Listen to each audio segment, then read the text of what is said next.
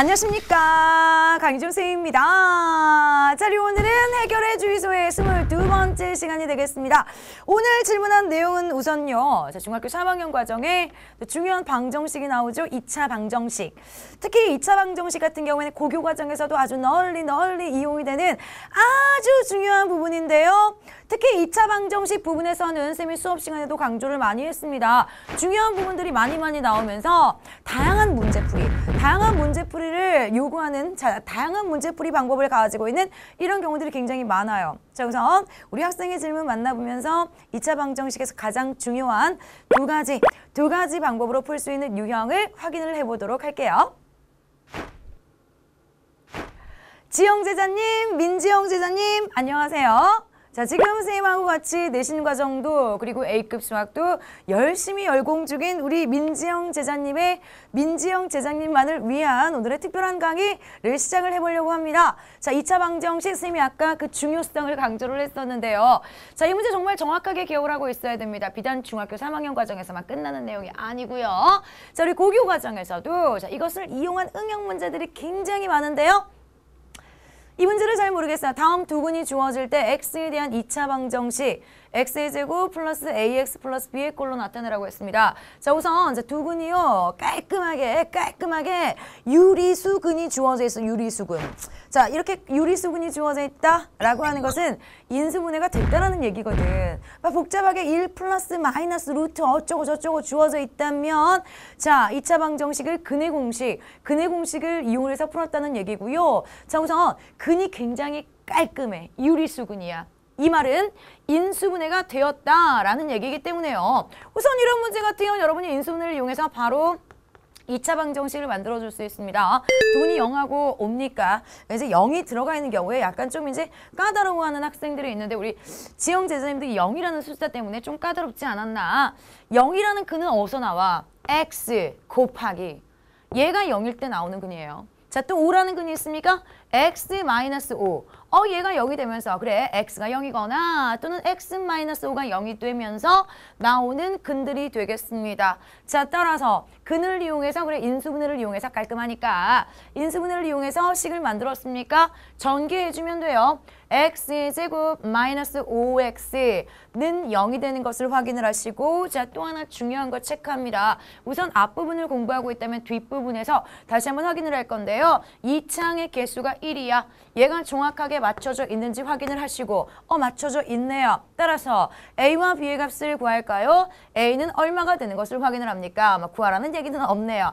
A는 마이너스 5고 자, B는요. 만약에 A와 B의 값을 구하세요. B가 없잖아요. 얼마? 0이 된다? 라고 우리는 확인을 할 수가 있게 돼요. 자, 선생님이 지금 첫 번째 방법으로 인수분해를 이용했는데 사실 이제 이것에 좀 더 업그레이드된 버전이 되겠습니다. 이왕이면 자, 우리 A급 수학까지 공부하고 있잖아.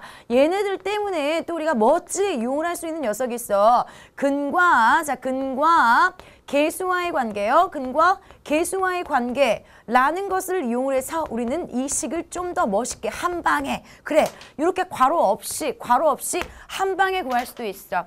근과 개수와의 관계가 뭡니까? 근들을 가지고요. 개수들을 가지고요. 뭔가 관계를 우리가 확인을 할 수 있는데 우선 근과 개수와의 관계. 그래. 두 근을 알파와 베타라고 하도록 하자. 알파와 베타라고 했을 때 식 바로 만들어줄 수 있는 방법. 바로 두 근의 합이요. 두 근의 합. 알파 플러스 베타. 자, 두 근의 곱이요. 두 근의 곱. 알파, 베타 같은 경우에 특히 2차 방정식의 2창의 개수가 1이 되는 경우는요. 바로 우리는 두 근의 합이 어디? 2창의 개수가 1이 되는 경우에는 바로 마이너스의 1창의 개수로 들어간다 라는 것을 우리는 확인할 수 있거든. 자, 2창의 개수가 1이 되는 경우에 두 근의 곱은요. 바로 상수항이 되는 것을 확인을 할 수 있거든. 자, 따라서 두 근이 지금 얼마라고 주어져 있어? 0과 5라고 주어져 있습니까? 그럼 두 근의 합은 얼마야? 0하고 5를 더해준 5가 바로 어디로 들어간다고? 마이너스 1창의 개수요. 부호 조심하세요. 자, 두 근의 곱은요. 0 곱하기 5입니까? 자, 바로 상수항은 0이 되는 것을 확인을 하기 때문에 그래, 2창의 개수가 1이야. 바로 다음과 같이 식을 만들어줄 수가 있게 돼요. 만약에 2창의 개수가 1이 아닌 경우에는 자, 전체식에다가 A배를 해가지고요. 그렇지. 0은 뭐 A가 곱하나만 하니까 A배를 해줘가지고 조건에 맞는 이런 경우들을 또 찾아내줄 수도 있게 됩니다. 사실 인수분해를 이용을 하다가 이제 2차 방정식의 식을 만들어주는 부분에서 근과 계수와의 관계가 좀 더 이제 확장이 되면서 바로 2차 방정식의 식을 만들어줄 수 있는 이런 경우를 확인을 하는데요. 우리 민지영 제자님 아직 근과 계수와의 관계를 배우지 않았다면 뒷부분에서 이 근과 계수와의 관계가 나올 때 정말 모든 정신을 집중하면서 이 부분을 정확하게 좀 확인을 해주세요. 인수분해 후 업그레이드된 부분으로 고교 과정에서도 그래 중3 과정뿐만 아니라 고교 과정에서도 아주 널리 쓰이는 부분이 되겠습니다. 참고로 여기까지 기억을 하자 앞으로 나오는 부분에서 집중적으로 확인을 해주셔야 되겠습니다. 자, 우리 민지영 지자님 중요한 2차 방정식을 배우고 있네요. 중요한 2차 방정식 이 부분들을 하나라도 모르는 게 있습니까? 바로바로 질문하세요. 한 개라도 모르는 부분이 있으면 큰일 나는 부분이야. 왜? 다시 한번 강조할게. 고교 과정의 가장 밑바탕이 되는 부분이 바로 2차 방정식 부분이기 때문이에요. 자, 선생님의 동영상 답변을 통해서 정확하게 다시 한번 주요 부분 확인을 했길 바라면서 선생님하고는 또 게시판에서 자주 만나요.